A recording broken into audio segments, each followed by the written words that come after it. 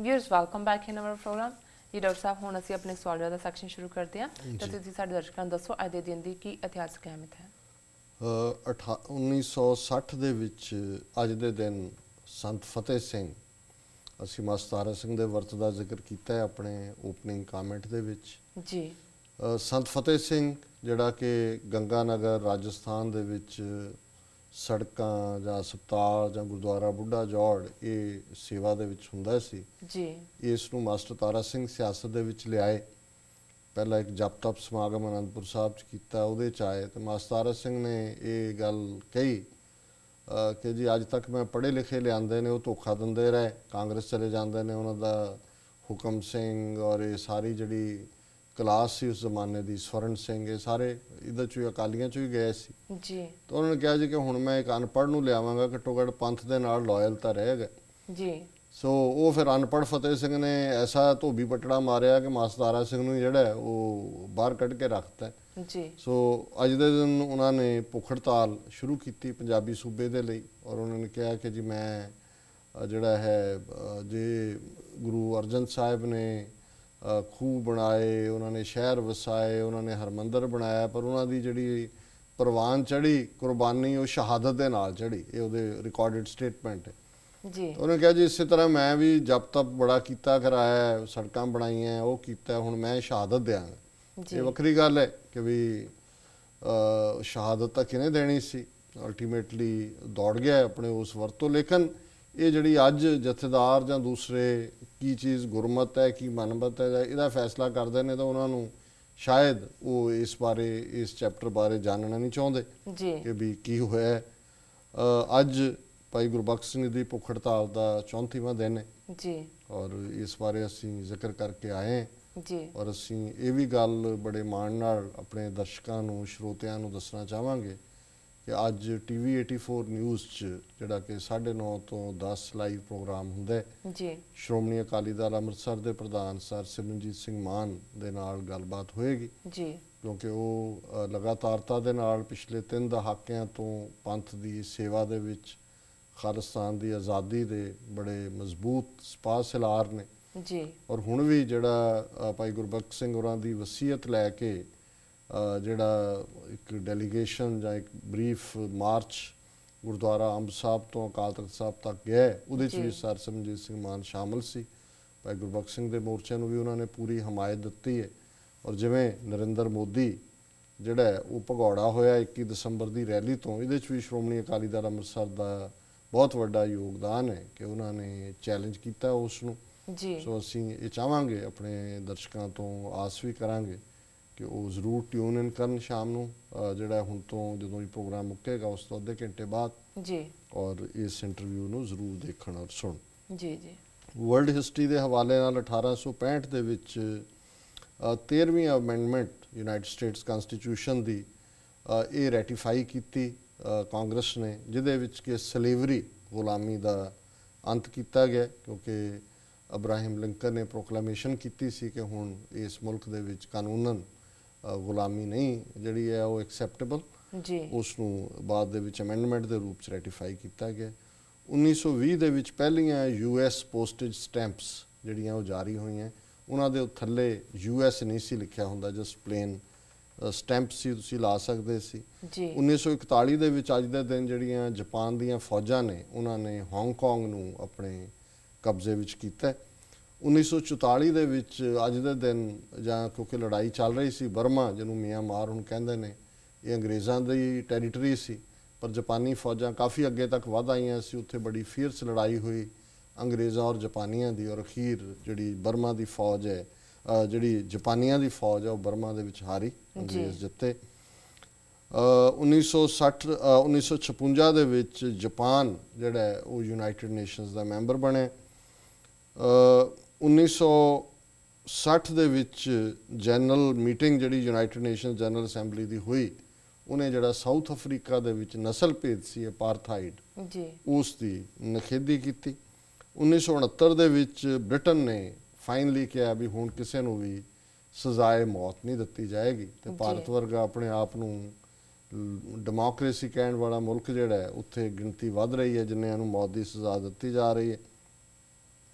1970 ਦੇ ਵਿੱਚ ਇਟਲੀ ਦੇ ਵਿੱਚ ਲਾ ਪਾਸ ਹੋਇਆ ਕਿ ਜਿਹਦੇ ਚ ਤਲਾਕ ਦੀ ਕਾਨੂੰਨੀ ਤੌਰ ਤੇ ਇਜਾਜ਼ਤ ਦਿੱਤੀ ਗਈ, ਕਿਉਂਕਿ ਇਟਲੀ ਜਿਹੜਾ ਹੈ ਵੈਟੀਕਨ ਇਟਲੀ ਦੇ ਵਿੱਚ ਹੈ, ਕੈਥੋਲਿਕ ਹੈੱਡਕੁਆਟਰ ਹੈ, ਰੋਮ ਪੋਪ ਜੀ, ਤੇ ਜਿਹੜਾ ਕੈਥੋਲਿਕ ਮਜ਼ਹਬ ਹੈ, ਧਰਮ ਹੈ, ਉਹਦੇ ਚ ਤਲਾਕ ਦੀ ਆਗਿਆ ਨਹੀਂ, ਕਿਉਂਕਿ ਇਹ ਕਿਹਾ ਜਾਂਦਾ ਹੈ ਉਹਨਾਂ ਦੇ ਫੇਥ ਦੇ ਮੁਤਾਬਕ ਕਿ ਇਹ ਜਿਹੜੇ ਸੰਜੋਗ ਨੇ ਇਹ ਹੈਵਨ ਦੇ ਵਿੱਚ ਬਣਦੇ ਨੇ ਤੇ ਉਹਨੂੰ ਹੀ ਤੋੜਨ ਦਾ ਹੱਕ ਹੈ, ਮਨੁੱਖ ਇਹਨਾਂ ਸੰਬੰਧਾਂ ਨੂੰ ਤੋੜਨ ਦਾ ਹੱਕ ਨਹੀਂ ਰੱਖਦਾ। ਇਹੀ ਕਾਰਨ ਹੈ ਵੀ ਅੱਜ ਵੀ ਕੈਥੋਲਿਕਸ ਦੇ ਅੰਦਰ ਜਿਹੜਾ ਤਲਾਕ ਨਹੀਂ ਹੈ। ਇੰਗਲੈਂਡ ਦੇ ਵੀ, ਜੇ ਇੰਗਲੈਂਡ ਦੇ ਵਿੱਚ ਚਰਚ ਆਫ ਇੰਗਲੈਂਡ ਬਣਿਆ ਸੀ ਤਾਂ ਉਹਦਾ ਕਾਰਨ ਹੀ ਇਹ ਸੀ ਕਿ ਇੰਗਲੈਂਡ ਦਾ ਜਿਹੜਾ ਬਾਦਸ਼ਾਹ ਹੈ ਉਹ ਆਪਣੀ ਪਤਨੀ ਨੂੰ ਤਲਾਕ ਦੇ ਕੇ ਕਿਸੇ ਹੋਰ ਨਾਲ ਵਿਆਹ ਕਰਨਾ ਚਾਹੁੰਦਾ ਸੀ ਤੇ ਪੋਪ ਨੇ ਆਗਿਆ ਨਹੀਂ ਸੀ ਦਿੱਤੀ। ਉਹਨੇ ਕਿਹਾ ਜੀ ਤੁਹਾਡਾ ਅਸੀਂ ਖਹਿੜਾ ਹੀ ਛੱਡਿਆ, ਅਸੀਂ ਆਪਣਾ ਹੀ ਚਰਚ ਬਣਾਵਾਂਗੇ। ਸੋ ਐਂਗਲੀਕਨ ਚਰਚ ਜਾਂ ਚਰਚ ਆਫ ਇੰਗਲੈਂਡ, ਹੁਣ ਜਿਹੜਾ ਇਹੀ ਕਾਰਨ ਹੈ ਕਿ ਇੰਗਲੈਂਡ ਦੀ ਜਿਹੜੀ ਰਾਣੀ ਹੈ ਉਹ ਆਪਣੇ ਚਰਚ ਦੀ ਆਪ ਹੈੱਡ ਵੀ ਹੈ। ਲੇਕਿਨ ਇਟਲੀ ਨੇ ਫਿਰ ਮਜਬੂਰਨ 1970 ਦੇ ਵਿੱਚ, ਕਿਉਂਕਿ ਲੋਕਾਂ ਦੇ ਵਿੱਚ ਜਿਹੜੀ ਕੋਈ ਬਿਮਾਰੀ ਆ ਜਾਏ ਧਰਮ ਦਾ ਫਿਰ ਦਾਇਰਾਕਾਰ ਉਨਾ ਕੀ ਰਹਿ ਜਾਂਦਾ, ਸੋ ਇਟਲੀ ਨੇ ਲਾਅ ਬਣਾਇਆ ਕਿ ਤਲਾਕ ਹੋ ਸਕਦਾ ਕਾਨੂੰਨਨ। 1972 ਦੇ ਵਿੱਚ ਅਮਰੀਕਾ ਨੇ ਨਾਰਥ ਵਿਤਨਾਮ ਦੇ ਉੱਤੇ ਬਹੁਤ ਜ਼ਬਰਦਸਤ ਬੰਬਾਰੀ ਸ਼ੁਰੂ ਕੀਤੀ। 1980 ਦੇ ਵਿੱਚ ਵਿਤਨਾਮ, ਜਦੋਂ ਕਿ ਅਮਰੀਕਾ ਫਿਰ ਉੱਥੋਂ ਨਿਕਲਣ ਤੇ ਮਜਬੂਰ ਹੋਇਆ, ਦੋਨੋਂ ਵਿਤਨਾਮ ਇਕੱਠੇ ਹੋ ਗਏ ਨਾਰਥ ਤੇ ਸਾਊਥ, ਫਿਰ ਉਹਨਾਂ ਨੇ ਆਪਣਾ ਕਨਸਟੀਟਿਊਸ਼ਨ ਜਾਰੀ ਕੀਤਾ। 1991 ਦੇ ਵਿੱਚ ਜਨਰਲ ਮੋਟਰਸ ਨੇ ਇਹ ਐਲਾਨ ਕੀਤਾ ਵੀ ਸਾਡੀ ਇਕੋਨਮੀ, ਸਾਡਾ ਫਾਇਦਾ ਨਹੀਂ ਹੋ ਰਿਹਾ, ਨੁਕਸਾਨ ਚ, ਔਰ 21 ਉਹਨਾਂ ਦੇ ਜਿਹੜੇ ਪਲਾਂਟ ਸੀ ਉਹਨਾਂ ਨੂੰ ਬੰਦ ਕਰਨ ਦਾ ਐਲਾਨ ਕੀਤਾ। 2011 ਦੇ ਵਿੱਚ ਲਾਸਟ ਜਿਹੜੀ ਕੌਨਵਾਈ ਸੀ ਅਮਰੀਕਨ ਫੌਜੀਆਂ ਦੀ ਉਹ ਇਰਾਕ ਚੋਂ ਨਿਕਲੀ ਤੇ ਇਸ ਤਰ੍ਹਾਂ ਇਰਾਕ ਵਾਰ ਦਾ ਐਂਡ ਹੋਇਆ। ਅਸੀਂ ਸਮਝਦੇ ਹਾਂ ਵੀ ਇਰਾਕ ਵਾਰ ਅਣਚਾਹੀ ਲੜਾਈ ਸੀ। ਪ੍ਰੈਜ਼ੀਡੈਂਟ ਬੁਸ਼ ਨੇ ਮਨਮਰਜ਼ੀ ਕਰਕੇ ਉੱਥੇ ਬਹਾਨਾ ਕਰਕੇ ਕਿ ਜੀ ਸਦਾਮ ਹੁਸੈਨ ਕੋਲ ਵੈਪਨਸ ਆਫ ਮਾਸ ਡਿਸਟਰਕਸ਼ਨ ਨੇ ਫੌਜ ਭੇਜੀ, ਉਹਦਾ ਦੁਨੀਆ ਨੂੰ ਵੀ ਨੁਕਸਾਨ ਹੋਇਆ, ਅਮਰੀਕਾ ਨੂੰ ਤਾਂ ਬਹੁਤ ਹੋਇਆ, ਕਿਉਂਕਿ ਉਸ ਤੋਂ ਬਾਅਦ ਅਮਰੀਕਾ ਦੀ ਇਕੋਨਮੀ, ਆਰਥਿਕਤਾ ਜਿਹੜੀ ਹੈ ਉਹ ਬਹੁਤ ਥੱਲੇ ਨੂੰ ਜਾਣੀ ਸ਼ੁਰੂ ਹੋਈ ਔਰ ਅਜੇ ਤੱਕ ਵੀ ਅਮਰੀਕਨ ਜਿਹੜੀ ਇਕੋਨਮੀ ਹੈ ਉਹ ਉਭਰੀ ਨਹੀਂ ਹੈ। ਸੋ ਇਹ ਜਿਹੜੀ ਇਰਾਕ ਵਾਰ ਹੈ ਇਹ ਅਣਚਾਹੀ ਵਾਰ ਸੀ ਤੇ 2011 ਦੇ ਵਿੱਚ ਜਦੋਂ ਕਿ ਪ੍ਰੈਜ਼ੀਡੈਂਟ ਓਬਾਮਾ ਫਾਈਨਲੀ ਪ੍ਰੈਜ਼ੀਡੈਂਟ ਬਣੇ, ਉਹਨਾਂ ਦਾ ਇੱਕ ਪ੍ਰੋਮਿਸ ਸੀ ਕਿ ਇਸ ਵਾਰ ਨੂੰ ਐਂਡ ਕਰਨਗੇ, ਇਸ ਵਾਰ ਦਾ ਐਂਡ ਹੋਇਆ। ਜੀ ਡਾਕਟਰ ਸਾਹਿਬ, ਤੁਹਾਡਾ ਬਹੁਤ ਬਹੁਤ ਸ਼ੁਕਰੀਆ, ਤੁਸੀਂ ਅੱਜ ਦੇ ਦਿਨ ਦੀ ਇਤਿਹਾਸਕ ਅਹਿਮੀਅਤ ਸਾਡੇ ਦਰਸ਼ਕਾਂ ਨਾਲ ਸਾਂਝੀ ਕੀਤੀ। ਸਾਡਾ ਸਵਾਲ ਹੈ, ਭਾਰਤੀ ਰਾਜ ਸਭਾ ਅਤੇ ਲੋਕ ਸਭਾ ਵੱਲੋਂ ਲੋਕਪਾਲ ਬਿੱਲ ਪਾਸ ਕਰਨ ਤੋਂ ਬਾਅਦ ਅੰਨਾ ਹਜ਼ਾਰੇ ਨੇ ਆਪਣਾ ਵਰਤ ਛੱਡ ਦਿੱਤਾ ਹੈ, ਕੀ ਕਹਿਣਾ ਚਾਹੋਗੇ ਇਸ ਬਾਰੇ ਦੱਸੋ? ਦੇਖੋ, ਸਾਡੇ ਸਾਹਮਣੇ ਦੋ ਕੰਪੈਰੀਜ਼ਨ ਨੇ ਕਿ ਅੰਨਾ ਹਜ਼ਾਰੇ ਇੱਕ ਫੌਜੀ ਡਰਾਈਵਰ ਜੀ ਜਿਸ ਦਾ ਨੇ ਸ਼ੁਰੂਆਤ ਕੀਤੀ, ਦਿੱਲੀ 'ਚ ਰੱਖੇ, ਵਰਤ ਛੱਡਤੇ, ਫਿਰ ਰੱਖੇ, ਹੁਣ ਉਹਨੇ ਆਪਣੇ ਇਲਾਕੇ 'ਚ ਜਾ ਕੇ ਵਰਤ ਰੱਖਿਆ ਸੀ ਤਾਂ ਉਹਦੇ ਅਸੀਂ ਕਿ ਜੀ ਜਦੋਂ ਤੱਕ ਇਹ ਜਿਹੜਾ ਲੋਕਪਾਲ ਬਿੱਲ ਹੈ ਇਹ ਪਾਸ ਨਹੀਂ ਕਰਦੀ ਰਾਜ ਸਭਾ ਲੋਕ ਸਭਾ, ਮੈਂ ਵਰਤ ਨਹੀਂ ਛੱਡਾਂਗਾ। ਸੋ 6-7 ਦਿਨ ਦੇ ਵਿੱਚ ਉਹਦੇ ਵਰਤ ਦੇ ਪਹਿਲਾਂ ਰਾਜ ਸਭਾ ਨੇ ਪਾਸ ਕੀਤਾ ਕਿ ਭ੍ਰਿਸ਼ਟਾਚਾਰ ਤੋਂ ਮੁਕਤ ਕਰਾਉਣ ਲਈ, ਤਾਂ ਕੁਝ ਵੀ ਨਹੀਂ ਹੈ ਬਿੱਲ ਦੇ ਵਿੱਚ, ਭਾਵੇਂ ਉਹ ਹੈ ਜੀ ਇੱਕ ਓਮ ਬਡਸਮੈਨ ਹੋਏਗਾ, ਉਹ ਇਨਵੈਸਟੀਗੇਟ ਕਰ ਸਕਦਾ ਹੈ, ਪ੍ਰਾਈਮ ਮਿਨਿਸਟਰ ਆਫਿਸ ਨੂੰ ਵੀ ਕਰ ਸਕਦਾ ਹੈ ਜੀ। ਫਿਰ ਲੋਕ ਸਭਾ ਨੇ ਵੀ ਪਾਸ ਕਰਤਾ। ਹੁਣ ਇੱਕ ਪਾਸੇ ਇਹੀ ਲੋਕ ਨੇ ਜਿਹੜੇ ਕਹਿੰਦੇ ਨੇ ਜੀ ਅਸੀਂ ਪ੍ਰੈਸ਼ਰ ਥੱਲੇ ਕੁਝ ਨਹੀਂ ਕਰਦੇ, ਅਸੀਂ ਦਬਾਅ ਨਹੀਂ ਮੰਨਾਂਗੇ। ਗੁਰਬਖਸ਼ ਸਿੰਘ ਨੇ ਪਹਿਲਾਂ ਗੱਲਬਾਤ ਕਿਉਂ ਨਹੀਂ ਕੀਤੀ, ਰੱਖਣ ਤੋਂ ਪਹਿਲਾਂ ਪੁੱਛਦੇ। ਹੁਣ ਕਿਸੇ ਨੇ ਉਹਨੂੰ ਪੁੱਛਿਆ ਅੰਨਾ ਹਜ਼ਾਰੇ ਨੂੰ ਵੀ ਤੂੰ ਵਰਤ ਰੱਖਣ ਤੋਂ ਪਹਿਲਾਂ ਕਿਹਨੂੰ ਪੁੱਛੇ ਜੀ, ਲੇਕਿਨ ਕਿਉਂਕਿ ਇਹ ਉਹੀ ਦੋ ਕ੍ਰਾਈਟੇਰੀਆ ਨੇ ਜੀ, ਉਹ ਗਾਂਧੀਅਨ ਹੈ, ਉਹਨੇ ਗਾਂਧੀ ਟੋਪੀ ਪਾਈ ਹੋਈ ਹੈ ਸਿਰ ਤੇ, ਮੈਜੋਰਿਟੀ ਕਮੇਟੀ ਦਾ ਹੈਗਾ, ਸੋ ਉਹਦੇ ਲਈ ਲੋਕ ਸਭਾ ਦਾ ਸੈਸ਼ਨ ਵੀ ਹੋ ਗਿਆ, ਰਾਜ ਸਭਾ ਦਾ ਵੀ ਹੋ ਗਿਆ, ਬਿੱਲ ਵੀ ਪਾਸ ਹੋ ਗਿਆ। ਹੁਣ ਸਾਰੇ ਆਪਣੀ ਪਿੱਠ ਤੇ ਜਿਹੜੀ ਆ ਉਹ ਥਾਪੀ ਵੀ ਮਾਰ ਰਹੇ ਨੇ। ਰਾਹੁਲ ਗਾਂਧੀ ਕਹਿੰਦਾ ਜੀ ਮੈਂ ਕਰਪਸ਼ਨ ਦੇ ਖਿਲਾਫ ਚੁੱਕਿਆ, ਉਹ ਜਿਹੜੀ ਸੁਸ਼ਮਾ ਸਵਰਾਜ ਉਹ ਕਹਿੰਦੀ ਹੈ ਜੀ ਉਹਨੇ ਇੱਕ ਬੰਦੇ ਨੇ ਕਰਕੇ ਦਿਖਾਤਾ। ਸੋ ਇਹ ਜਦੋਂ ਅਸੀਂ ਦੋ ਕ੍ਰਾਈਟੇਰੀਆ ਦੀ ਗੱਲ ਕਰਦੇ ਹਾਂ, ਇਹ ਦੋ ਕ੍ਰਾਈਟੇਰੀਆ ਸਾਹਮਣੇ ਨੇ ਕਿ ਇੱਕ ਪਾਸੇ ਅੰਨਾ ਹਜ਼ਾਰੇ ਦਾ 7-8 ਦਿਨ ਦਾ ਵਰਤ ਹਿੰਦੁਸਤਾਨ ਦੀ ਪਾਰਲੀਮੈਂਟ ਔਰ ਰਾਜ ਸਭਾ ਦੇ ਸੈਸ਼ਨ ਬੁਲਵਾ ਕੇ ਇੱਕ ਜਿਹੜਾ ਉਹਦੀ ਮਰਜ਼ੀ ਮੁਤਾਬਕ ਬਿੱਲ ਪਾਸ ਕਰਵਾ ਸਕਦੀ ਹੈ, ਔਰ ਦੂਜੇ ਪਾਸੇ ਭਾਈ ਗੁਰਬਖਸ਼ ਸਿੰਘ ਜਿਹੜੇ ਨੇ ਅੱਜ 34 ਦਿਨਾਂ ਬਾਅਦ ਵੀ ਬਿਲਕੁਲ ਉਹਨਾਂ ਦੀ ਹਾਲਤ ਜਿਹੜੀ ਹੈ ਉਹ ਬਦਤਰ ਹੋ ਰਹੀ ਹੈ ਸਰੀਰਕ, ਔਰ ਉਹਦਾ ਕੋਈ ਨੋਟਿਸ ਲੈਣ ਵਾਲਾ ਨਹੀਂ ਜੀ। ਡਾਕਟਰ ਸਾਹਿਬ ਤੁਹਾਡਾ ਧੰਨਵਾਦ। ਪ੍ਰੋਗਰਾਮ ਦੇ ਅੰਤ ਵਿੱਚ ਸਾਡੇ ਦਰਸ਼ਕਾਂ ਨੂੰ ਦੱਸੋ ਅੱਜ ਦਾ ਵਿਚਾਰ। ਅੱਜ ਦੇ ਵਿਚਾਰ ਲਈ ਅਸੀਂ ਤੀਸਰੇ ਪਾਤਸ਼ਾਹ ਗੁਰੂ ਅਮਰਦਾਸ ਜੀ ਦਾ 26ਵਾਂ ਸ਼ਲੋਕ ਜਿਹੜਾ ਕਿ 12 ਤੇ ਵਧੀਕ ਦੇ ਵਿੱਚ ਅੰਕਿਤ ਹੈ ਜੀ, ਉਸ ਨੂੰ ਚੁਣਿਆ ਔਰ ਉਹ ਸ਼ਲੋਕ ਹੈ, ਸਤਿਗੁਰ ਸੇਵਨ ਆਪਣਾ ਗੁਰ ਸ਼ਬਦੀ ਵਿਚਾਰ, सतगुर का भाणा मन लैन हर नाम रखे उरतार एथै उथै मनियन हर नाम लगे वापार गुरमुख शब्द सिंजापदे तित साचै दरबार सच्चा सौदा खर्च सच अंतर पिरम प्यार जम काल नेड़ ना आवे आप बख्शे करतार नानक नाम रते से धनवंत हैन निरतन होर संसार। जी सो इस दा तत्त सार यही है कि जिन्हां नूं वाहिगुरू दे नाम दी पूंजी मिल जाती है वो जीवन उस नाम दी याद विच उस अपनी पूंजी नूं सवासां दी पूंजी उन्हां दी नाम दी याद विच गुजरदी है। उही असल दे विच धनवान ने, उही धनाड़ ने, उन्हां दे उत्ते रब दी बख्शिश हुंदी है। और दूसरे जिहड़े ने जिहड़े कि इस प्यार तो सखणे ने निरंकार दे उन्हां तो वध के गरीब कोई नहीं है। सो पहलियां तुकां ने सतगुर सेवन अपना गुर शब्दी विचार कि जिहड़े सतगुरु अपने नूं सतगुर शब्द अकाल पुरख वाचक है कि अकाल पुरख नूं याद करते हैं। गुर शब्दी विचार विचार हुंदा कंटैंपलेशन कि वो अकाल पुरख दे गुरु दे बचनां दे उत्ते ही विचार करते हैं। सतगुर का भाणा मन लैन हर नाम रखै उरतार वो अपना जीवन अकाल पुरख दे भाणे दे विच बतीत करते हैं। जी सहजे जागे सहजे सोए करने हार करे सो होए ये उन्हां दा विश्वास हुंदा है। हर नाम रखै उरतार उर हिरदे नूं कहंदे ने, दिल नूं कहंदे ने, अंतर चेतना नूं कहंदे ने कि उन्हां दे उर दे अंदर दिल दे अंदर मन दे अंदर हमेशा ही रब दा नाम ही वसदा है। जी एथै उथै मनियन हर नाम लगे वापार क्योंकि वो वाहिगुरू दे नाम दे वपार दे विच मर्चेंटाइज दे विच लगे हुए ने। इसलिए उन्हां दा इत्थे भी इस दुनिया दे विच भी लोक सुखीए पर लोक सुहेले।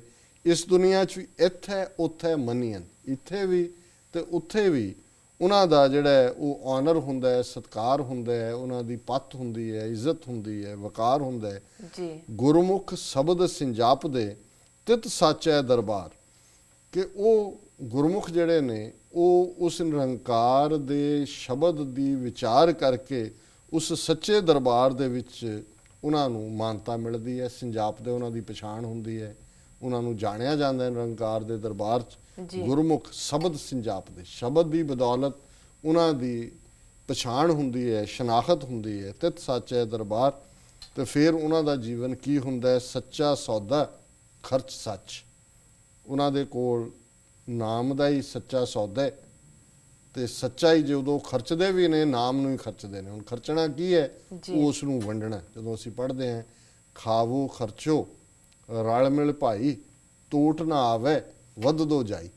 सो ये उस नाम दे खजाने नूं वंडना आप जपै अवरा नाम जपावे ये खर्चने कि उन्हां दा वपार सच दे वो सच दे उत्ते ही हुंदे ने। सच्चा सौदा खर्च सच वो उस नूं ही खर्चते हैं। अंतर पिरम प्यार उन्हां दे तुर अंदर अपने प्यारे दा पिरम दा पति दा निरंकार दा प्यार वसिया हुंदा। जम काल नीड़ ना आवे। फिर जदों जिहड़े इस अवस्था नूं प्राप्त गुरमुख ने गुरसिख ने वीर भैणां ने उन्हां दे नेड़े कदे मौत दा डर नहीं आंदा। उन्हां नूं मौत डरा नहीं सकदी। और यही जदों तुसीं कुर्बानी दा रस्ता चुनदे हो जे अज भाई गुरबख्श सिंह इस रस्ते ते तुरे ने तो यही रस्ता है कि मौत के डर तो बेखबर।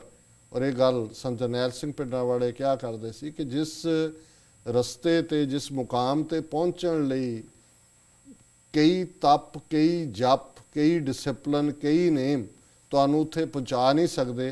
जिहड़ा शहीद होने का संकल्प करदा है वो सीधा ही उत्थे पहुँच जाता। हुण तुसीं जप तप दूजा क्यों करदे हो? शरीर का मोह तोड़न लई, वकारां तो बचण दे लई, मन दे विच आईयां कमजोरियां नूं दूर करन दे लई। यही उसका मनोरथ है। तो जिहड़ा मरण लई तैयार हो गया उन्हें तो हर चीज़ नूं जित लिया। सो जिथे जपी तपी नहीं पहुँच सकते उस मुकाम ते शहीद पहुँच जाते। सो उन्हां दा जिहड़े इस रब दे प्यार च आ जाते हैं जम काल नेड़ ना आवे फिर उन्हां नूं कोई मौत दा डर उन्हां दे नेड़े नहीं आंदा। आप बख्शे करतार वो निरंकार दी बख्शिश दे सहारे जिउंदे ने। नानक नाम रत्ते से धनवंत हैं कि गुरु साहब फरमाते ने तीसरे पातशाह ਕਿ ਜਿਹੜੇ ਨਾਮ ਵਿੱਚ ਰੱਤੇ ਹੋਏ ਨੇ ਉਹੀ ਅਸਲ ਧਨਾੜ ਨੇ, ਨਿਰਧਨ ਹੋਰ ਸੰਸਾਰ। ਬਾਕੀ ਜਿਹੜਾ ਸੰਸਾਰ ਹੈ ਉਹ ਗਰੀਬੀ ਦਾ ਮਾਰਿਆ ਹੋਇਆ ਹੈ, ਉਸ ਨਾਮ ਦੀ ਪੂੰਜੀ ਤੋਂ ਬਿਨਾਂ, ਨਾਮ ਦੇ ਧਨ ਤੋਂ ਬਿਨਾਂ। ਔਰ ਇਹ ਗੱਲ ਜ਼ਾਹਰ ਹੈ ਕਿ ਤਸਕਰ ਨੇਰ ਨਾ ਆਵੇ। ਇਹ ਉਹ ਧਨ ਹੈ ਕਿ ਜਿਸ ਦੇ ਨੇੜੇ ਚੋਰ ਨਹੀਂ ਆਂਦਾ। ਰਾਮ ਨਾਮ ਤਨ ਕਰ ਸੰਚੌਨੀ, ਸੋ ਤਨ ਕਤਹੂ ਨਾ ਜਾਵੇ। ਜੀ ਕਿ ਇਸ ਧਨ ਨੂੰ ਇਕੱਠਾ ਕਰੀਏ ਕਿ ਅਗਨ ਨਾ ਦਹਿ ਪਵਨ ਨਹੀਂ ਮਗਨੇ, ਤਸਕਰ ਨੇੜ ਨਾ ਆਵੇ। ਰਾਮ ਨਾਮ ਤਨ ਕਰ ਸੰਚੌਨੀ, ਸੋ ਤਨ ਕਤਹੂ ਨਾ ਜਾਵੇ। ਨਾ ਚੋਰ ਨੇੜੇ ਆਂਦਾ ਹੈ, ਨਾ ਉਹਨੂੰ ਅੱਗ ਸਾੜ ਸਕਦੀ ਹੈ, ਨਾ ਹਵਾ ਉਡਾ ਸਕਦੀ ਹੈ। ਜੀ ਸੋ ਇਹੀ ਸੱਚਾ ਧਨ ਹੈ। ਤੇ ਗੁਰੂ ਅਮਰਦਾਸ ਜੀ ਦਾ ਇਹੀ ਫਰਮਾਨ ਹੈ ਕਿ ਇਸ ਧਨ ਨੂੰ ਇਕੱਠਾ ਕਰਕੇ ਧਨਵਾਨ ਬਣੀਏ ਤੇ ਗੁਰਬਤ ਚੋਂ ਨਿਕਲੀਏ। ਜੀ ਬਿਲਕੁਲ ਡਾਕਟਰ ਸਾਹਿਬ, ਤੁਹਾਡਾ ਬਹੁਤ ਬਹੁਤ ਧੰਨਵਾਦ। ਤੁਸੀਂ ਅੱਜ ਦਾ ਵਿਚਾਰ ਸਾਡੇ ਦਰਸ਼ਕਾਂ ਨਾਲ ਸਾਂਝਾ ਕੀਤਾ ਹੈ। ਵੀਰ, ਸਾਡੇ ਪ੍ਰੋਗਰਾਮ ਦਾ ਸਮਾਂ ਇੱਥੇ ਸਮਾਪਤ ਹੁੰਦਾ। ਤੁਸੀਂ ਆਪਣੀ ਰਾਏ ਤੇ ਸੁਝਾਅ ਸਾਨੂੰ ਭੇਜਣਾ ਨਾ ਭੁੱਲਣਾ ਸਾਡੇ ਇਸ ਪਤੇ ਤੇ sos@tv84.tv ਤੇ। ਅਸੀਂ ਆਪਣਾ ਪ੍ਰੋਗਰਾਮ ਲੈ ਕੇ ਫਿਰ ਰੂਬਰੂ ਹੋਵਾਂਗੇ। ਤਦ ਤੱਕ ਲਈ ਮੈਨੂੰ ਤੇ ਆਪਣੇ ਡਾਕਟਰ ਸਾਹਿਬ ਨੂੰ ਆਗਿਆ ਦਿਓ। ਵਾਹਿਗੁਰੂ ਜੀ ਕਾ ਖਾਲਸਾ, ਵਾਹਿਗੁਰੂ ਜੀ ਕੀ ਫਤਿਹ। ਵਾਹਿਗੁਰੂ ਜੀ ਕੀ ਫਤਿਹ।